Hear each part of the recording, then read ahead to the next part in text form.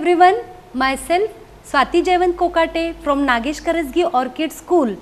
Students, today we are going to learn a new lesson, civics of class 8, that is lesson number 7, understanding marginalization. Okay, what is the lesson's name? Understanding marginalization. So, you are going to see this new word, marginalization. See the word in that sentence or in margin, the main word is margin. What do you recall by the word margin? Yes, so you have seen or you remembered margin is the side place or the side border of your notebook, isn't it? Margins are there in your notebook. So, where are those margins? Those margins are at the corners, isn't it, of your notebook on the page. So, from this what you will come to know? You will come to know that marginalization means taking something to the border or at the corners and not at all at the center. So, center means what? Children are the center place of the school, means what? They are very important, they are centralized, means they are the very important and the center of the school, means they are very important. But margins means what? Marginalization means you have to remember or you have to understand that they are made out of box, or you can say they are been kept aside. Okay, in a very simple way you can say that they are kept at a very socially they are not they don't involve in other activities in the societies, means they are kept away from each and every facilities or even the living livelihoods. So, today in this lesson, is it clear children what is understanding marginalization? So, we are going to learn in detail what are the things here. So, we are going to see social, what do you mean by socially marginalized? So, means to be marginalized is to be forced, okay. They are not going according to their wish or they are not willing to live like that, but they are forced to occupy the sides or the fringes, that is the remaining part, like why when you make the sandwich of a bread, isn't it, what do? You cut off the borders, isn't it, which is not required, and the center you take and you throw off the corners of your bread also. So, like that means marginalized means just not taking the things of the corners and not thinking that they are important. So, they are forced to occupy the sides and thus not to be at the center of the things. So, first marginalization, understanding this meaning is very important. If you will be clear with this word, the lesson will be clear to you. So, this is something that some of you have experienced in your classroom or playground. So, now just you might be remembering that where do you find these things that you are getting marginalized, okay, means you might be experiencing this in the classroom, on the playgrounds, with your friends, with your classmates. Then why do these things happen? Okay, then let us know the reasons for it, that if your taste in music or film is different, these are some of the examples, might not be it is true with everyone, okay, these are the examples which may differ from person to person. So, if your accent marks out from others, if you are less chatty than others in the classroom, if you don't play some same sports that maybe your classmates like, if you dress differently, a chance is there that you will be marginalized or considered to be in by your peers. Peers means your friends. So, often you end up feeling that you are not with it, as if what you say, feel and think and how you act are not quite right or acceptable to others. So, here in this para what they you want to say, See, if you bring something very different in your tiffin, that is you taste, means your food something is different from others. So what happens, if your language is different, okay, if you want to play or something very different from the all of the children of your class and everything like that, okay, everything is different from others of a group, means not of an individual but of a group, then what happens, you will feel that you are being, they don't involve you in their activities. So you think that now you are at the margin, isn't it? So as in the classroom, in the social environment too, groups of people, so society means what, groups of people or communities, they have experience of being excluded, isn't it? So including means to involve and exclude means to make them away or keep apart, isn't it? So their marginalization can be because they speak a different language, follow different customs, belong to different religious group from the majority community. So majority means what, more number, and minority means what, less in number. So the community which is in majority, that is the number of members are more here, population is more of this community. Sometimes it happens that the people of minority community, they feel that they are being marginalized. So in what context or in which things they are marginalized, okay, keeping aside you understood, but we are going to study in details that in what other context they are being kept aside. So they may feel marginalized because they are poor, okay, this also things may happen, isn't it?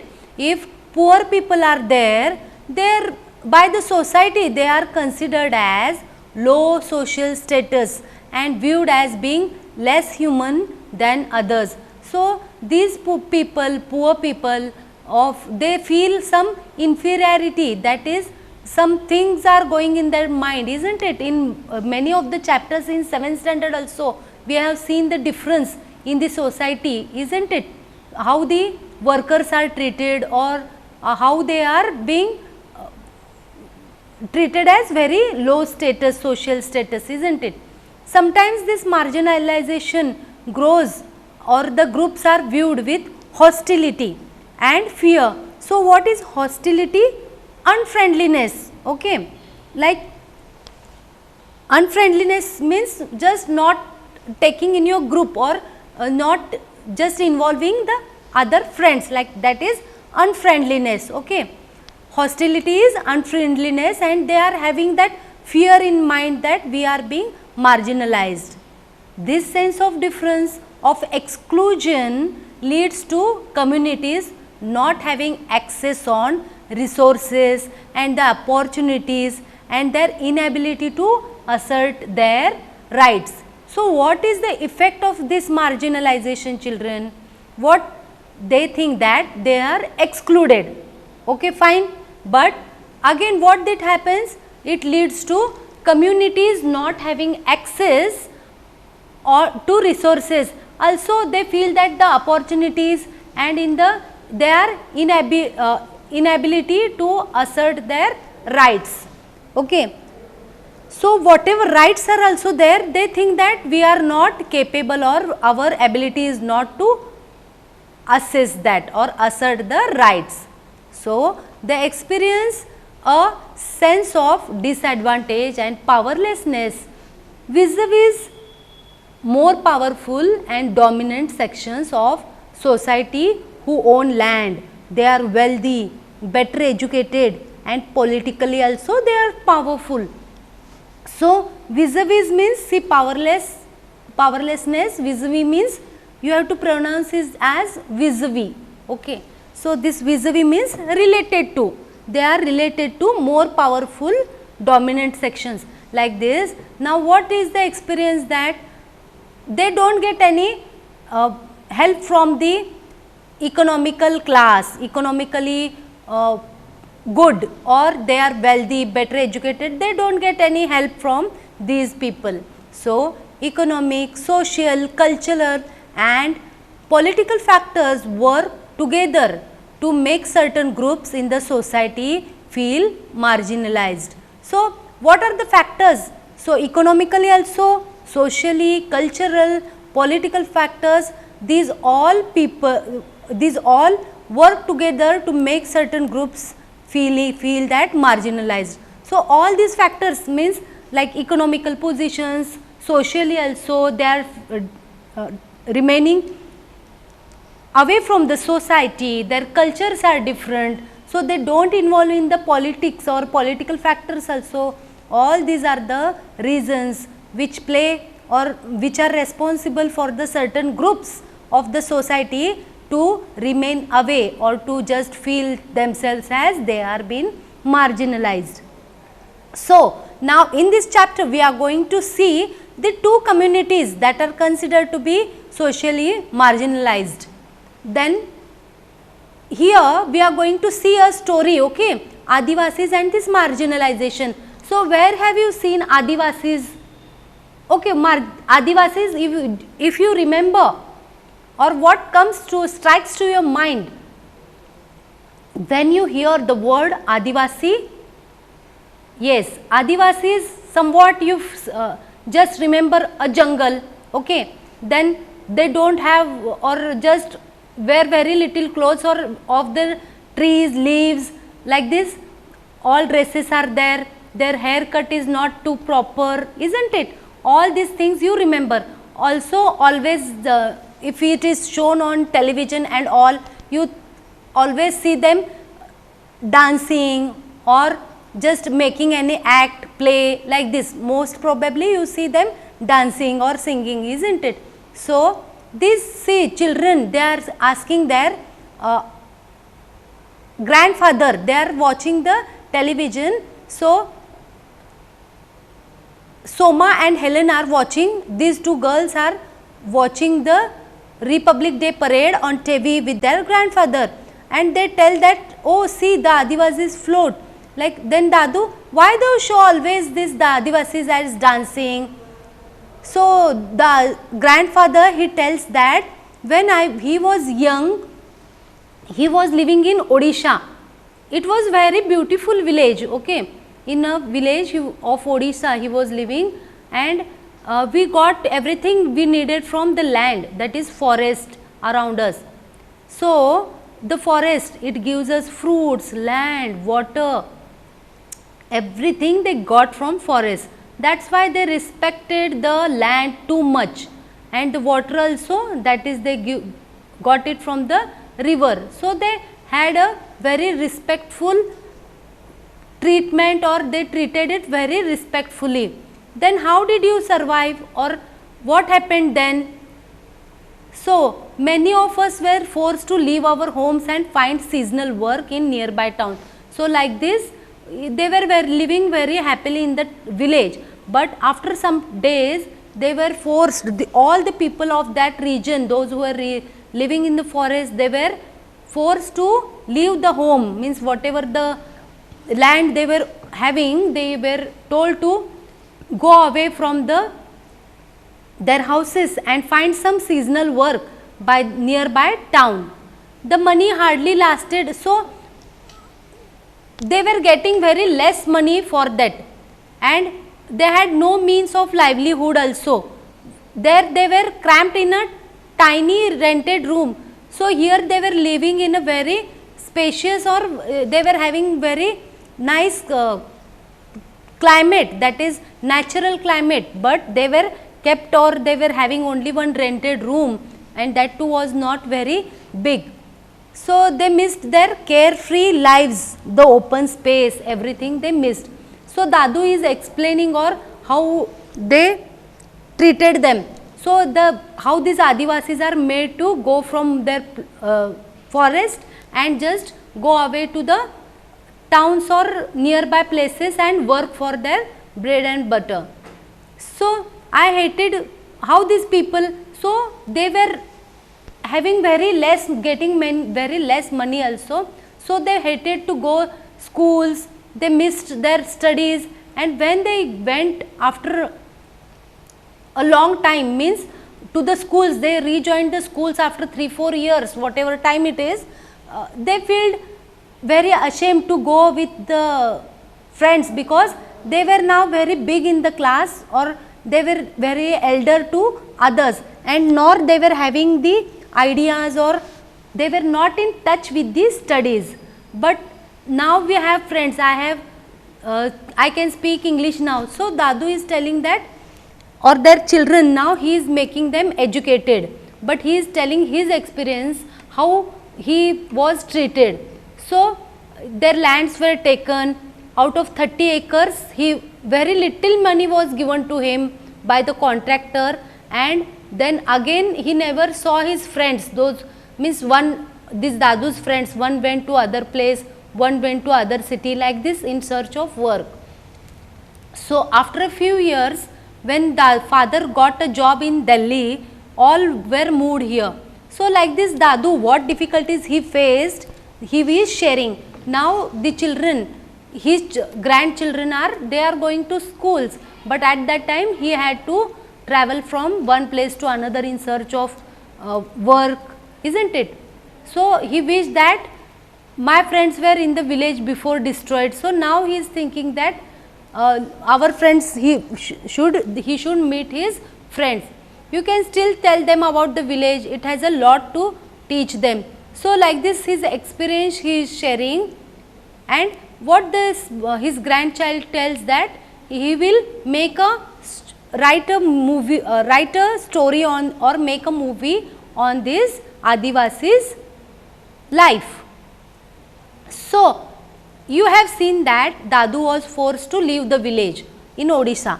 Dadu's story is similar, like means not only one person was the affected person here, but many of the lives of millions of Adivasis in India. We are going to see how these are marginalized. Who are Adivasis? Adivasi is the term which literally means original inhabitants. Then what is this original inhabitants? Means the communities who lived and often continue to live in the close association with forest. Okay, Adivasis, I told you na, they continue, or they like to live continuously, often with the forests, in the jungles. So around 8% of the Indian population of Adivasis, and many of the important minings and industrialized centers are located in Adivasi areas, that is Jamshedpur, Rourkela, Bokaro, Bhilai, among others. These are some areas where 8% of the India's population is Adivasis, and where they live near the important mining industries centers. So these are in Jamshedpur, Rourkela, Bokaro and Bhilai, also among other areas also. So Adivasis are not a homogeneous population. Means Adivasis, if I tell you Adivasis, you will think of one typical type, but homogeneous means they are of again divided, or they have formed their various different types. Fine. So they are not a homogeneous populations. There are over 500 different Adivasis groups in India. Adivasis are particularly numerous in states like Chhattisgarh, Jharkhand, Madhya Pradesh, Odisha, Gujarat, Maharashtra, Rajasthan, Andhra Pradesh, West Bengal, and in the northern eastern states of Arunachal Pradesh, Assam, Manipur, Meghalaya, Mizoram, Nagaland and Tripura. So these are not only in one place, but they are in numerous states where we can find. You also have to read and remember this. A state like Odisha is home to more than 60 different tribal groups. So Odisha, they have different 60 types of different tribal groups. Adivasi societies are also most distinctive because there is often very little hierarchy among them. So these Adivasi societies, they are different because they often very little hierarchy among them. So what is hierarchy? Do you remember what is hierarchy? The word? Okay, I will tell you, just note down with the pencil. Hierarchy is a graded system. Okay, grades we put na, suppose A grade, B grade, C grade, or we just make a triangle and see at the top is the best one, isn't it? So a graded system or arrangement of persons or things. So we are categorizing them. Usually persons at the bottom of the hierarchy are those who have the least power, and the caste system is a hierarchical system, and Dalits are considered to be at the lowest end, isn't it? So hierarchy means following the you can say graded system. At the top is the you can say at the apex is one of the toppest, and to the downside or to the bottom you can say is treated as very of lowest end. This makes them radically different from communities organized around the principles of Jati Varna, that is caste, or those are related to which are ruled by the kings. So what is now radically?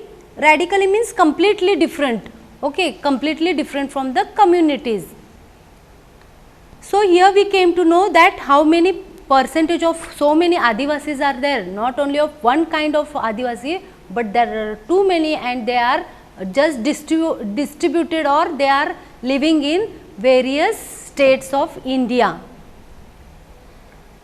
These Adivasis practice a range of tribal religion that are different from Islam.